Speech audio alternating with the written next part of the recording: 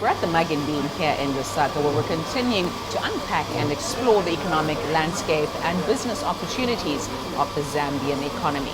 We're going to be chatting now to Ceaser Siwale, and he is with Pangea Securities.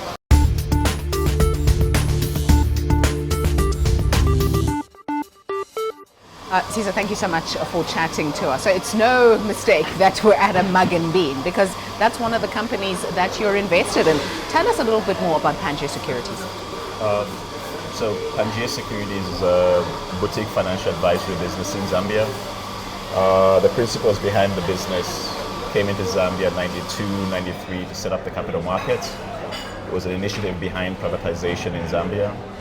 And then over the years, the business has just evolved with an entrepreneurial nature in addressing and capturing opportunities that are there in the market.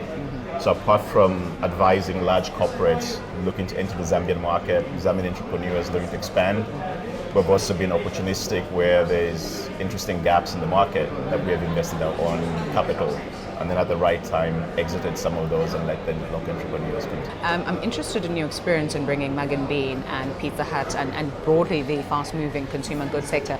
Do you think there's room for growth of local and homegrown brands as opposed to simply bringing international brands? I think the reality is you're having this middle income group that's evolving in this market. They want to be associated with an international brand. We have seen others create local coffee shop brands, or even with the pizzas, the Italian community that's been here for multiple generations have tried to create the domestic brand. The reality is, as long as you can't scale that and have access to consistency in the inputs, the right quality, there you always find that continuity is a challenge. And then with the growth of this new middle income group that is there, that is evolving, and the side of sort of Zambia and probably other African markets that you don't really see on some of the international media, they want to be associated with the international brand. And the way we usually summarize it, whether it's a Mug and Bean or a Pizza Hut or a Mercedes-Benz or a Gucci or a Jimmy Choo or whatever it is you may, is that it's not a dimension that's unique to Africa. And one Chinese client of mine summed it up and said, the big problem with us from the emerging world is we want to look Western, sound Western, dress Western, eat Western, so on and so forth. But from our perspective, I think you see eventually this goes full circle. And you start to see, as long as that supply element is there and it's being harnessed, it's being developed, you begin to see some of that local content start to develop.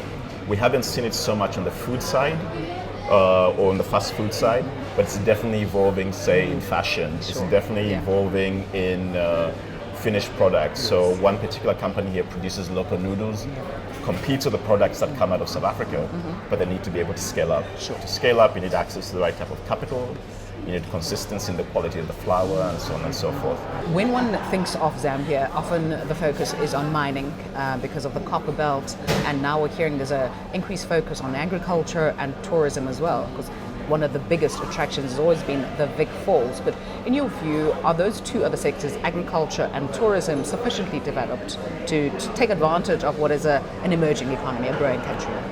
Yeah, I mean, for us, and we're already seeing this at the moment, if we just speak specifically on the agriculture side, we've helped businesses in Zambia set up, whether that's Galunia Farms, which is now 3-4 generations here, but have helped them with their expansion programs. We've had the Germans invest in this market, and then obviously I know later on you're speaking to Zambeef. That's a well-established business in Zambia. They've done remarkably well. That said, we still believe that there's scope for others to come through. We have seen initiatives that have been undertaken by the Zambian government where they allocate traditional land to either it's those coming out of farming, out of Zimbabwe, and now more recently with South Africa, because all the land debates that are going on in your markets. And so we've seen a lot of activity on that side. Obviously, again, I go back to the original point. For us, what is key is that there's social mobility here. So the people in the rural areas, they're not restricted to purely being just another input to that process, but how is their transfer of skill? How do we deal with these land ownership issues so they're not coming across from South Africa? Yeah. How do we deal with the legacy stuff that happened in South Africa and Zimbabwe, they don't happen in Zambia? Yeah. And unfortunately or fortunately, in Zambia, we've always looked at ourselves as the Switzerland of the region. Our neighbors have had conflict. We were one of the countries that became independent earlier on, and we took the role to embrace those that were going through their own challenges. Then in terms with tourism, our view there again is slightly different. I wouldn't personally, and I hear the talk of Victoria Falls and so on, Zambia's got another 10, 12 falls that nobody talks about. For obvious reasons, we think it's oversold. Maybe it's the name that it has, the Victoria Falls. But how do we bring down the cost of accessing tourism in Zambia? How do you get the guys in the South Luangwa to be able to speak to the guys in Livingston so that it's a package that's affordable?